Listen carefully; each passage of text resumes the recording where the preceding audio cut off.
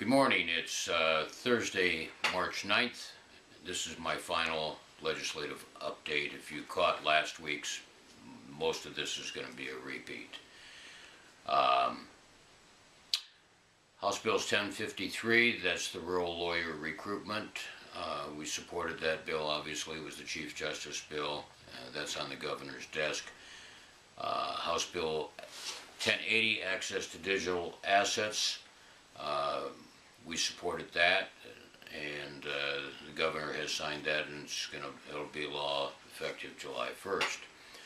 House Bill 1183, that's the mental illness bill, revisions in criminal court.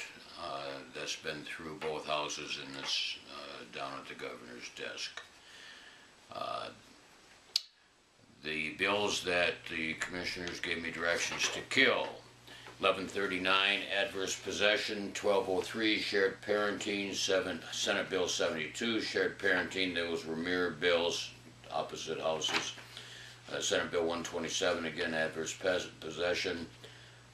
Senate Bill 167, that's special notices of material changes that would go mandated be informed from the guardian and or conservator killed. Senate Bill 168, that proposed to have a continuation of powers from a durable power of attorney, even in the face of the appointment of a guardian. Those bills have all been killed. With regard to adverse possession, as I indicated last week, there's considerable interest in trying to look to see if there's a way that we can legislatively not do away with the statute of repose, but to address some of the inequities that occur, particularly from a taxation standpoint, and where mutual agreement exists on the placement of offense, that not inadvertently work to result in adverse possession. Tuesday afternoon, the week of the Bar Convention. That afternoon, I'm building a committee right now to work with the ag world, legislators, and to see if we can't develop some proposed legislation on that.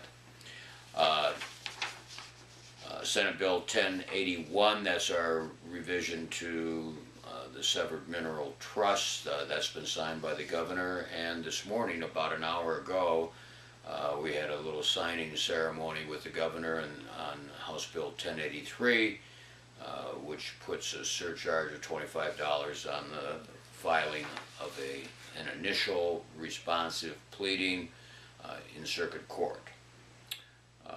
So that's now been signed. Shared parenting undoubtedly will come back again next session. So I'll be working with the Family Law Committee to see if there's, if we look at Iowa and Missouri laws and see if there isn't something that that we can do to maintain, promote the idea that frequent and meaningful contact between parents and their children is important and a good idea as a general policy, but always maintaining the best interest of the child. So we're going to study some of that language to see if we can offer a bill instead of always just showing up to kill the bills. The biggest thing going on right now, there's a few conference committees that are floating around to resolve differences. The child support new standards, which essentially is a 4% increase across the board. The House amended that earlier this week. The Senate concurred yesterday in that, so it will be on its way to the governor's desk for his signature. The hot deals going on right now, the budget. And there's a lot of controversy. I don't know. I don't think they're going to finish tomorrow, which is their last day except for veto day. I don't see that happening. The houses are too far apart and the houses are split. I'm going to predict, I think it'll go into Saturday before it's resolved, and possibly they may go home without a budget with the idea tempers cool down and come back on veto day and not only consider any vetoes, but also they don't have any choice. They can't shut the government down. They'll have to adopt a general appropriation bill at that point. So I'm thinking either Saturday or veto day, but we certainly don't have a budget yet. Thanks for tuning in this session, and hope to see all of you at the annual meeting in Rapid City this coming June.